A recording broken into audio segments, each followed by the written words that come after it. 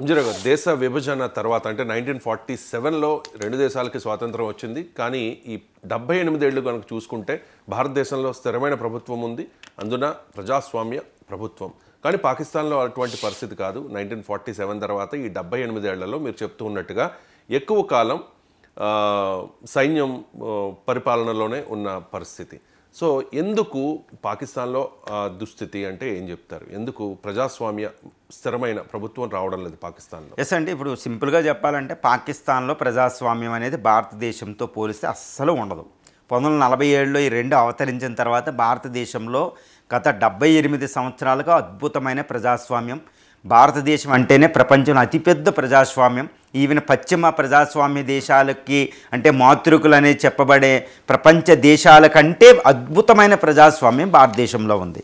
కానీ ఈ భారతదేశంతో సమానంగా భారతదేశంలో ఒక భాగంగా వచ్చిన పాకిస్తాన్లో మాత్రం ప్రజాస్వామ్యం ఉండదు. ఎందుకు అంటే చాలా ఒక కారణాలు, మంచి కారణాలు మనకు అక్కడ కనపడుతూ ఉంటాయి. ఎందుకు అంటే పాకిస్తాన్ అవతరణే తప్పుడు. ఎందుకు? పాకిస్తాన్ అవతరణ భారతదేశం నుంచి వచ్చింది కాబట్టి దానికంటూ వేరేగా ఏమీ ఉండదు. అది ఎప్పుడూ భారతదేశ అస్తిత్వాన్ని అది ఒప్పుకోదు.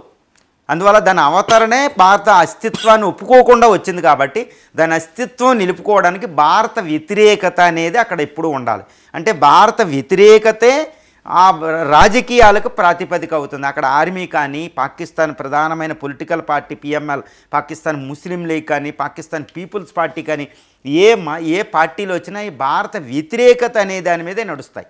ఆర్మీ కూడా భారత వ్యతిరేకత మీదే నడుస్తాయి. కాబట్టి ఎంతసేపు గ్రడ్జి పగే ఉంది కాబట్టి పాకిస్తాన్ ఆర్థిక వృద్ధి అనేది ప్రధాన అంశం కాదు. కాబట్టి పాకిస్తాన్లో ప్రజాస్వామ్యానికి అవకాశం లేదు భారత వ్యతిరేకత వల్ల. నెంబర్ 1. నెంబర్ 2 ఏంటంటే ద్విజాతి సిద్ధాంతం ఆధారంగా వచ్చింది.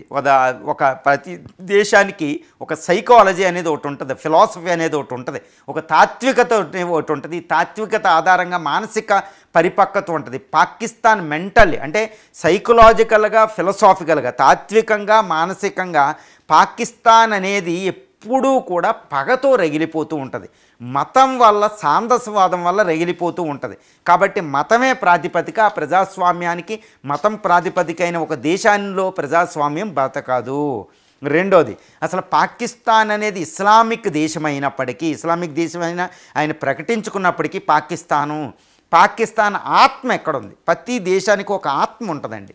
ప్రతి దేశానికి, చిన్న నుంచి పెద్ద దేశానికి కూడా ఆత్మ మీదే ఆధారపడి జాతీయత ఆధారపడి ఉంటుంది. మరి పాకిస్తాన్ ఆత్మను వాళ్ళు ఏమంటారు? పాకిస్తాన్ అనేది గుర్తుపెట్టుకోవాలి, ఇస్లామాబాద్ నుంచి ఈ కింద కరాచీ వరకే మొత్తం అది ఎక్కడుందండి? ఇండస్ వ్యాలీ బేసిన్, సింధు నాగరికత లోయలో ఉంది. హరప్పా, మొహంజదారో పట్టణాలు ప్రధానంగా ఇప్పుడు పాకిస్తాన్లో ఉండిపోయినాయి.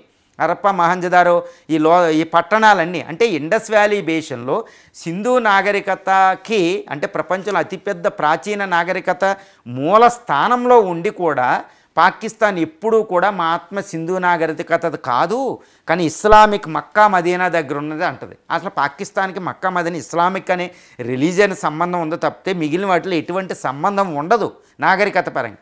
అంటే పాకిస్తాన్ ఆత్మ అనేది పాకిస్తాన్ దగ్గర ఉన్న ఇండస్ వ్యాలీ సివిలైజేషన్, ఇండియా దానికి ఉమ్మడిగా ఉంటే దాన్ని యాక్సెప్ట్ చేయకుండా మాకు అక్కడ ఉంది ఇస్లామిక్ పర్షియన్ దగ్గర అంటది. అది కానీ లేదు కదా. అంటే మన ఆత్మ మన శరీరంలో ఉన్నది వేరే వాడి శరీరంలో వెతుక్కుంటే అస్తిత్వం ఉంటుందా?